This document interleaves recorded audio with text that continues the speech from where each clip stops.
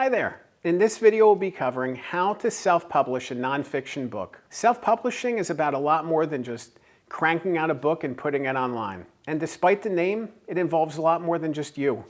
It's a lot more than just self. It's about writing a book that's going to make a difference for you and for your readers. By the end of this video, you will learn the importance of planning in book writing, how to write with authority, how to trust the process, and the steps you need to follow to make your book as strong as possible. And stay tuned until the end of the video for an opportunity I really think you're going to enjoy.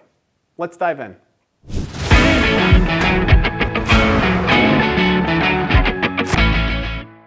The path to self-publishing a book in some cases has never been easier. And with that, I think it requires us to dig deeper on what it means to self-publish a book. So first off, self-publishing is one option, one path for publishing your book. It means you're not working with a publisher. That's the traditional process. And the traditional process typically means you are writing a book proposal, you're working with a literary agent, you're working with a publisher. There's all these different steps involved. Everything after that is pretty much the same as self-publishing. But with a traditional model, the publisher may pay you money in advance for the book against future royalties. And then when you sell copies of the book, eventually if you sell enough of them, you can start making more profit. Self-publishing is different. You will pay out of pocket to publish the book, but then you can recoup more money on each book sold. So it's kind of a trade-off. Self-publishing is an awesome path for authors, especially if you want to control the message, if you want to control the way that your book is distributed or sold. You know, maybe use it for speaking engagements. Maybe you have a company or business that you want to promote through this book. You want to get people to read the book and want to work with you. Maybe it's a family story that you want to share with future generations. There's so many different opportunities that come through in self-publishing. One of the big reasons why people choose self-publishing over traditional publishing is the time. It's so much shorter and quicker to get self-published than it is traditionally published. Traditional publishing takes longer. It could take 9, 12, 16, 24 months from the time your draft is complete to finally getting your book published. With self-publishing, it could be a matter of days or weeks. It's a lot more exciting to tighten that timeline, to have control over the way your book is published, distributed, and ultimately to guide the process yourself. When I'm going through this process too, I want to say one more thing. It's easy to just publish something, self-publish it, and just crank it out. I'm not focused on that. We're not focused on just turning something around quickly and putting it online and just letting it go. This is about doing it right. So we're really following the steps that you should follow, that you need to follow in order to get the biggest return and opportunity out of your book. The first step is to plan your book. What is your book about? You know, how does it connect to the audience, the readers? How does your book stand out in the marketplace? How is it different than every other book out there? You know, what's the point in writing your book? You ultimately should have a purpose, a point, a reason for wanting to do this. It could be attracting customers to your business. You know, it could be establishing yourself as a thought leader, speaking engagements, helping to tell a family story, just getting a story told because it matters. All these things are great. They're great reasons, and it's important for you to be open, honest, and clear about those reasons. You know, if you want to use the book to generate clients, to have people find you, be honest about it. The reader's going to appreciate that. Hey, if you're interested in working with me, here's my website. Go check it out. It's a great call to action opportunity. Help this reader journey. Just be clear about your purpose and be clear about how your book stands out. So do some research. Look at books that are already out in the space and find out how your book is different. You know, Atomic Habits at this point by James Clear has sold more than 20 million copies. It's one of the most popular books of this century. If you want to write a book about habits, you need to take that into consideration. How is my book different from Atomic Habits? Because if I'm writing another version of Atomic Habits, how many people are going to want to read it? Probably not that many. It needs to be different. You can write a book about habits, but make sure it's different than Atomic Habits. That goes for anything. Make sure your book is unique and original to you. The writing process comes next. Once you've done that planning and maybe you've done some foundation work, you know, I really focus on 3 things when I think about foundation work. The hook, you know, what is the reader takeaway and benefit and how are they going to carry forward with it in their life? And that should be a sentence or 2 at most. You should really be clear when someone asks you what your book is about, you should be clear about that. The next is audience. Who is this book for? An outline. How is it structured? You know, if you can really hammer those things down, It's going to empower you in the writing process. It's going to make the writing process easier. So ultimately, the next step in self-publishing this book is the writing. Write the book. I would recommend that you don't use ChatGPT to write your book. I use ChatGPT and other AI tools for outlining purposes, for ideas, for planning, for all those different, support services. Don't use it to write your book. It's not original, it's not different. When you think about ChatGPT and the opportunity of using it to write your book, it's based on all of the collective research in the world. It's all based on collective writing. It's based on what everybody else is already putting out there. Your book should be different, unique to you. And that writing can come through in a lot of different ways. You could sit at the keyboard and type.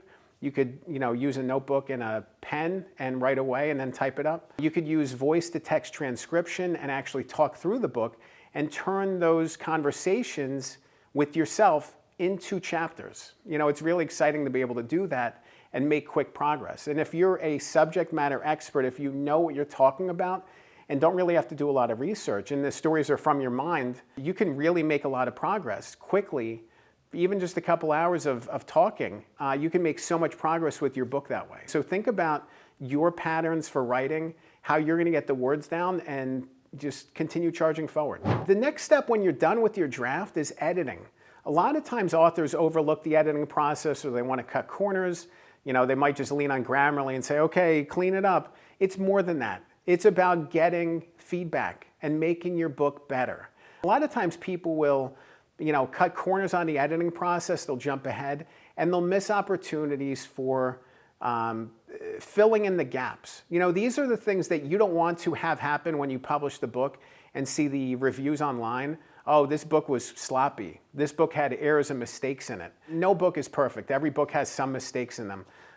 No editor's 100%. But at the same time, there's so many things that an editor can fix, from a developmental content standpoint, from a copy edit standpoint, from a proofreading standpoint. There's these 3 layers of editing, and you really want to work with as many of them as you can, at least 2 of them. Work with professional editors to get professional quality editing, and it's going to make your book that much better. It's going to challenge you. It's going to cover the blind spots that you may have when you're writing the book, things you didn't think about. It's going to help you to challenge yourself to make sure that your book is as strong as possible before it's published, before it's live. So you can correct the mistakes. You can correct the things that aren't quite right. That's what you want to do. You want to work with editors that can help you bring out the best version of your book before you share it with other people. The next step is designing, and you want to design a book that's reader-friendly both for print and for ebook versions. It doesn't need to be super complicated. It doesn't need to be super pricey. You can come up with your own designs for the cover. There's apps out there that you can use to design if you need to. It's preferable if you work with the professional, but as long as it's clean and simple and straightforward, you want it just to not distract. There's ways to really take it to the next level, and some of the professional designers I've worked with have been amazing. But at the same time, if your message is that strong and powerful, as long as it's clean and simple and straightforward and it's not getting in the way, I think the reader's going to be fine with it. Just make sure that it's professional and looks nice. The next step is to publish. Publishing is exciting, it's scary. This is where you push it live. A lot of times there's a pre-sale period leading up to it to kind of build hype and momentum, but the publishing element is so special. It's so special to be able to push it live, to share your message with the world, to send your book to people, to allow people to find you, to become the expert in your space, or to share your message with your family or whatever it is. Just being able to self-publish this book is a special thing. And that leads into the next thing, which is promotion. If you want to promote your book, you need to have a plan for that. You could do Amazon advertising. You could sell copies of your book on your website. You could give the book away in speaking opportunities and engagements. There's so many things that you can do to promote your book and to share the message and get it out more widely. Maybe media tour. There's so many things that you can do to unlock the power of the book, but I want you to think beyond just the publication date. I want you to think about the long term. This could be a book that you can hand to people years from now as a marketing asset, as an opportunity, as something that, puts your message out there. This is a way to preserve your story and pass it on to the people who can use it and learn from it. It's such a powerful thing to be able to help people with your message and your story. You know, think about the struggles you faced and the ups and downs and how someone else might learn from that and how it might change their life. It's incredible. You know, but this book has the power to change your life too. You know, being able to publish it and share that message, you know, can unlock new levels of greatness within yourself, new opportunities that didn't exist otherwise. So it's important to trust the process. It's important to do it right. It's important to stick with it. And it's important to keep going, you know, because this book matters, your message matters, and it's great to be able to share it with the world. If you want to learn more about how to self-publish a nonfiction book, you'll definitely want to check out another video I recorded. I'll link to it on the screen. It's called I Need Help to Write My Book. In that video, I cover the 3 main options of help and support that you can get when writing your book, and the steps you need to follow if you're taking a DIY approach. Remember, a good book can change your life. I'm Dan Good. Thanks for watching.